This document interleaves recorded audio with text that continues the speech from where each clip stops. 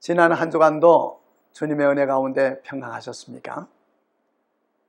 오늘은 요한복음 4장에 기록되어 있는 한 이야기를 가지고 말씀을 나누고자 합니다.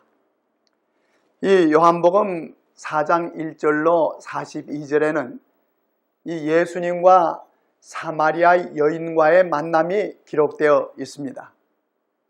그런데 이 사마리아 여인과의 만남은 전장인 이 요한복음 3장 1절로 21절에 기록되어 있는 예수님과 이 니고데모의 만남과는 이 너무도 대조적인 면을 나타내고 있습니다.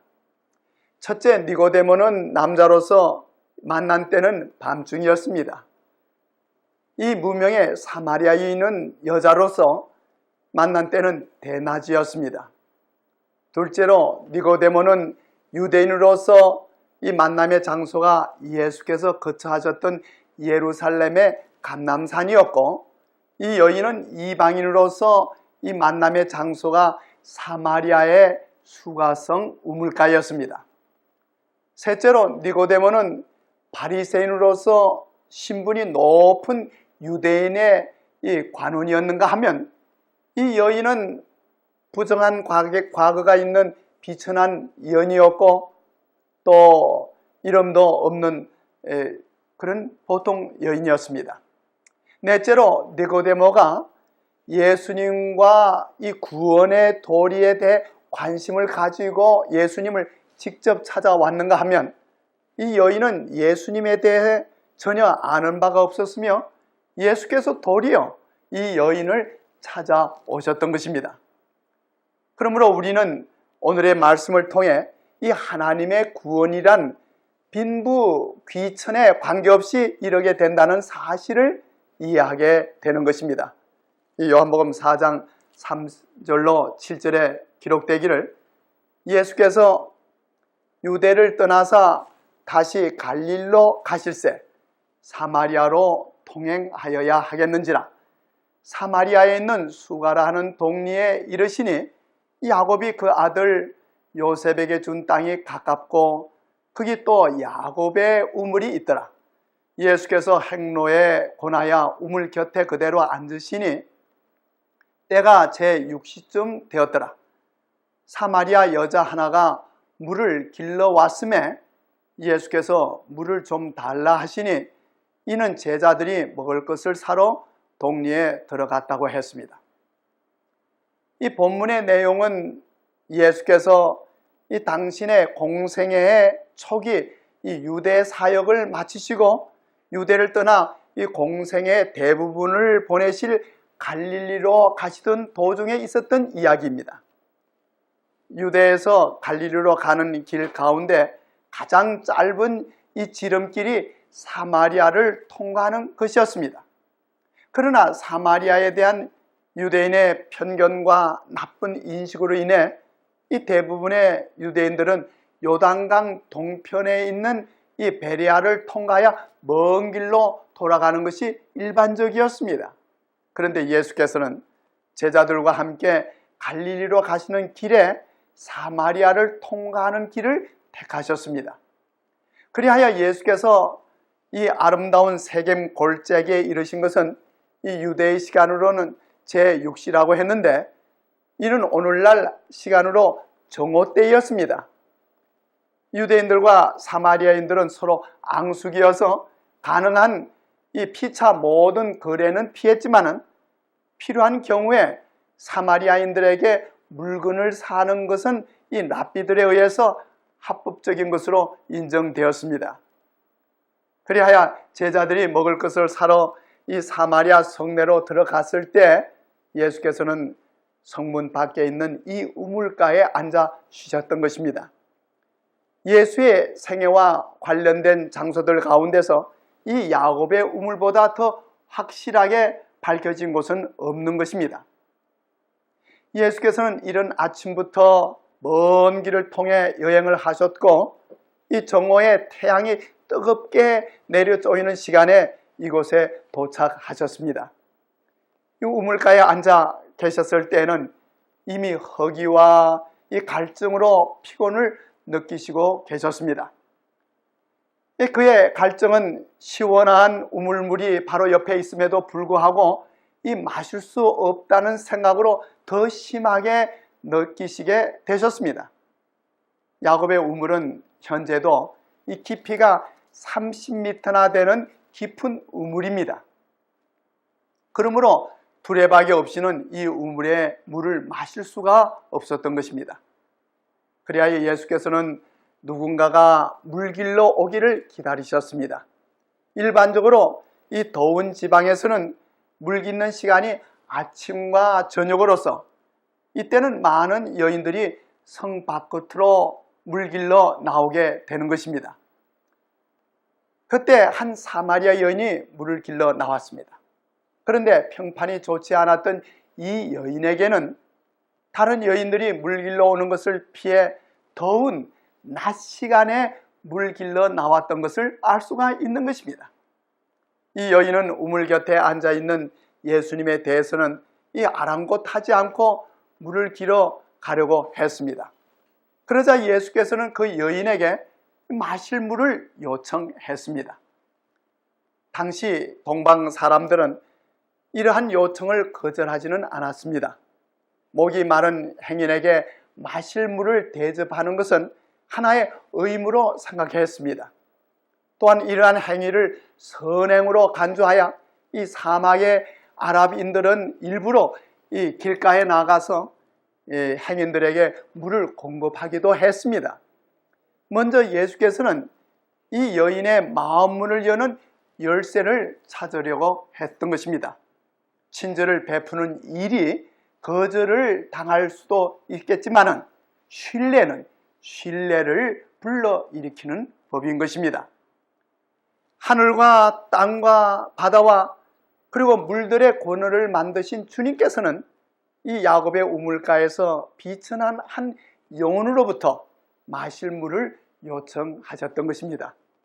그러자 이 여인은 예수께 눈길을 돌리면서 그가 유대인인 것을 알아보고 놀라 이르기를, 이 요한복음 4장 9절에 당신은 유대인으로서 어찌하여 사마리아 여자 나에게 물을 달라 하나이까 하니, 이는 유대인이 사마리아인과 상종치 아니함이라고 했습니다. 그리하여 27절에 보면 제자들도 예수께서 이 사마리아 여인과 말씀하시는 것을 이상히 여겼다고 했습니다. 유대인들과 사마리아인들의 사이의 이 불목은 오래된 역사에서 유래된 것입니다. 주전 720년경에 이 아수르야인들이 이 북방 이스라엘 왕국의 도성인 이 사마리아를 침략하여 백성들 중에 얼마는 포로로 잡아가고 얼마는 그대로 남겨두었습니다. 그리고 이 지방의 다른 이방 족속의 백성들을 이주시켰던 것입니다.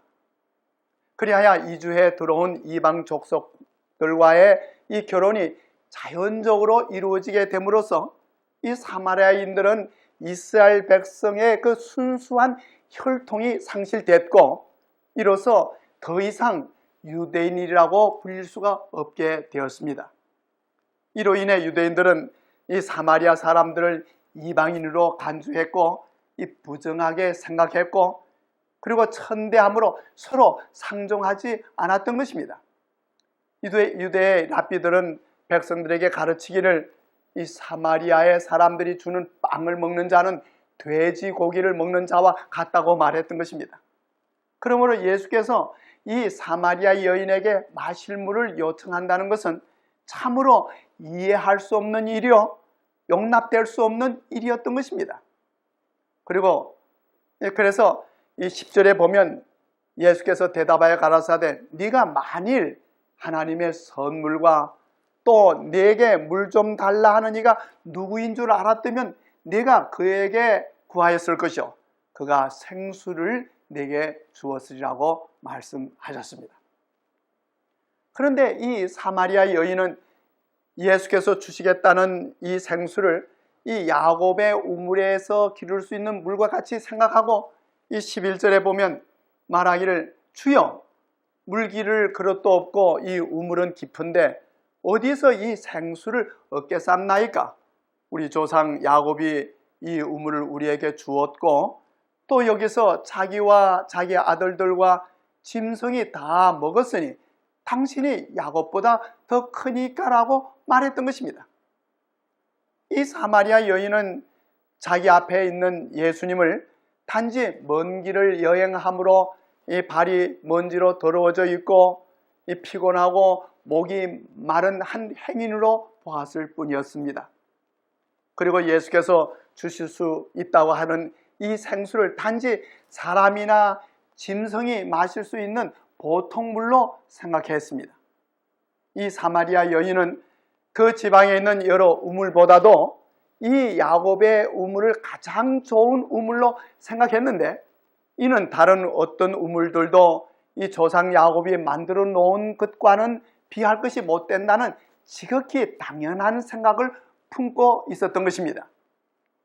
그리하여 이 여인은 자기 앞에 있는 예수를 한 행위로 생각했을 뿐만 아니라 자기가 존경하고 있는 조상인 야곱과 비교해 보았던 것입니다. 사마리아인들은 야곱의 아들 요셉을 통하여 이 자신들의 혈통이 이스라엘의 직계 조상인 야곱까지 다 있는 것으로 여겼습니다.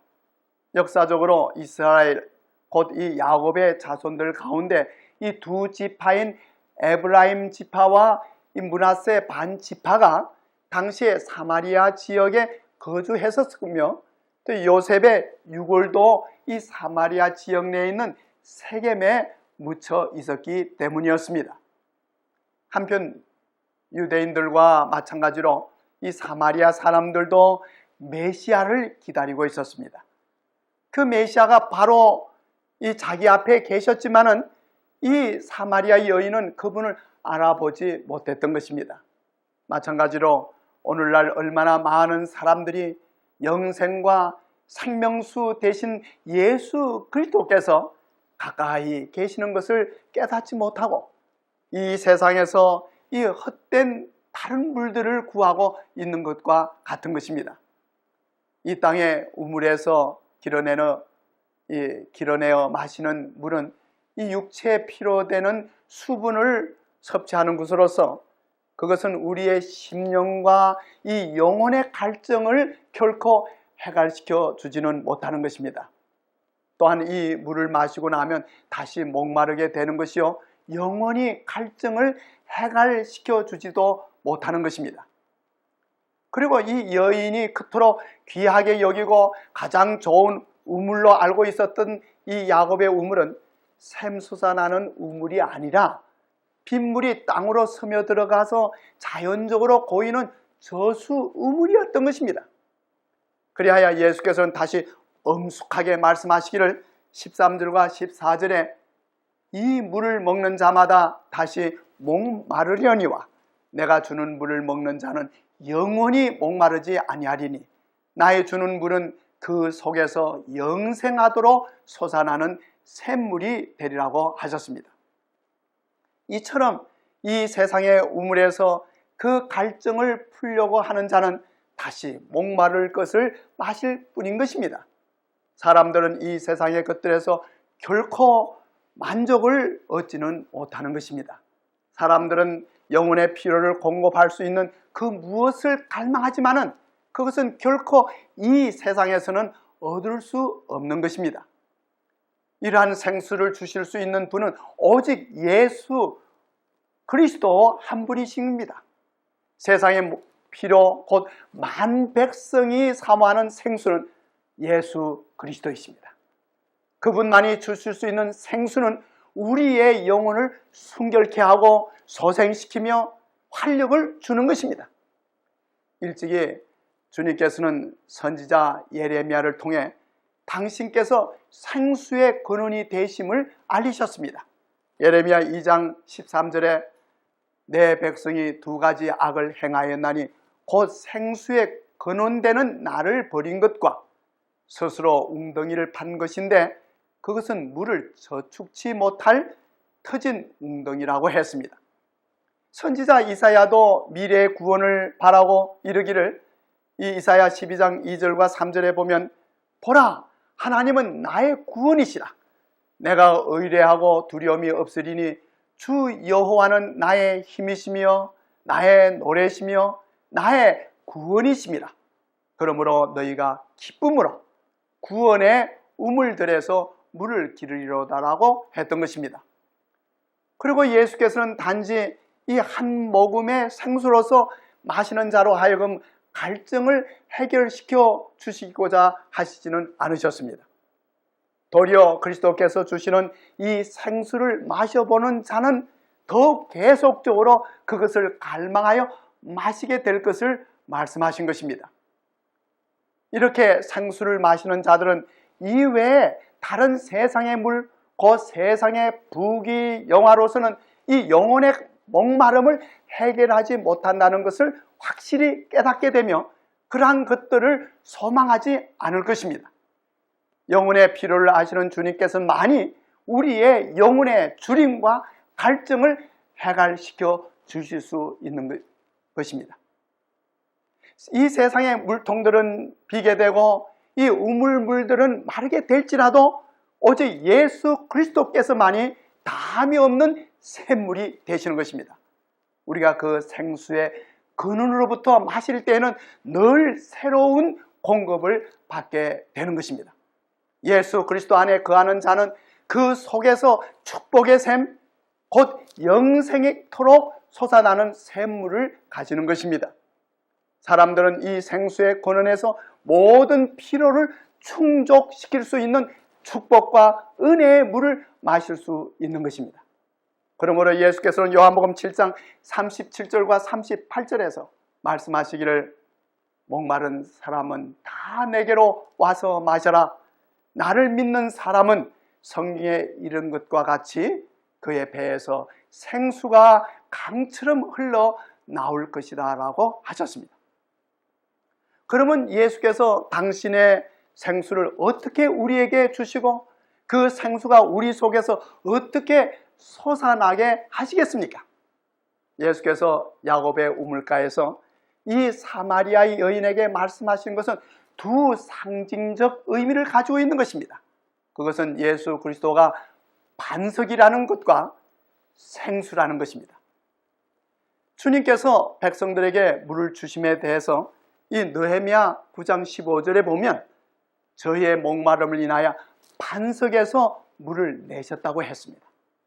이는 출애굽기 17장 1절로 6절의 사건으로서 이스라엘 백성들이 광야를 지날 때 물이 없어 목마르게 되자 하나님께서는 모세에 대하여 말씀하시기를 호렙산 반석 위에 너를 대하여 서리니 너는 반석을 치라.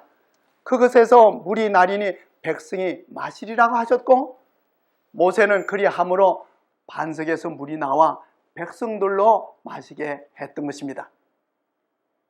이는 이스라엘 백성들에게 물을 주어 목마름이 없게 한 것뿐만 아니라 이 구원의 생수가 우리를 위해 흘러나게 되는 것을 상징적으로 나타내신 것입니다. 시편 78편 15절과 16절 그리고 20절에 보면 이 광야에서 반석을 쪼개시고 깊은 수원에서 나는 것 같이 저에게 물을 흡족히 마시었으며 또 반석에서 시내를 내서 물이 강같이 흐르게 하셨으며 저가 반석을 쳐서 물을 내심에 시내가 넘쳤다고 했습니다. 그리고 시편 105편 41절에도 반석을 가르신 적 물이 흘러나서 마른 땅에 강같이 흘렀다고 했습니다. 바싹 마른 불모의 땅에 샘물이 솟아나고 사막이 꽃이 피는 곳이 되게 하고 이 멸망당할 자들에게 생명을 주기 위해 흘러내린 샘물은 예수 그리스도께서만이 주실 수 있는 생수로서 영혼을 정결케 하고 새롭게 하고 활력을 주는 하나님의 은혜를 상징하는 것입니다. 예수께서는 참으로 당신을 찾는 모든 사람들에게 생수를 주시는 분이십니다. 그리하여 그리스도께서 내재하시는 사람은 그 속에 결코 담이 없는 은혜와 축복 그리고 생명의 샘을 가지고 있는 것입니다. 다윗은 시편 36편 8절과 9절에서 주께서 주의 복락의 강수로 마시우시리다. 대저 생명의 원천이 주께 있나이다라고 말했던 것입니다.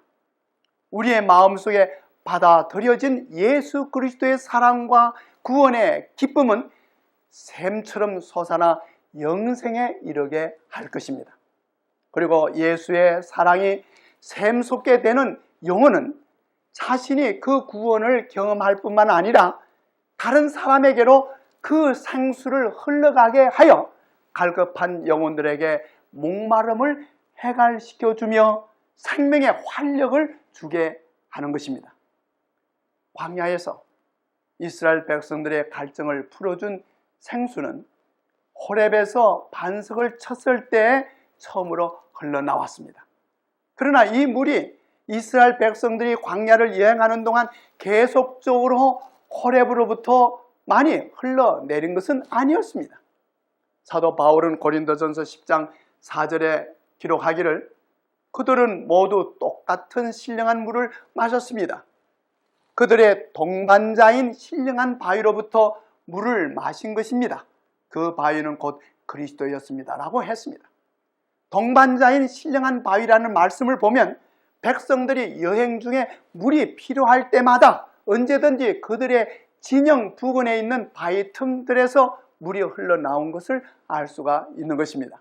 그런데 이 반석은 곧 그리스도시라고 말씀하셨습니다. 그러므로 모세가 반석을 침으로 물이 흘러나온 것은 생수에 대한 가장 귀중하고 신령한 진리를 가르치고자 하신 상징이었던 것입니다. 생수 곧 생명을 주는 물이 모세가 친 반석에서 흘러나왔었는데 이에 대해 시편에서는 반석을 쪼개시고 반석을 가르신 적이라고 표현했습니다.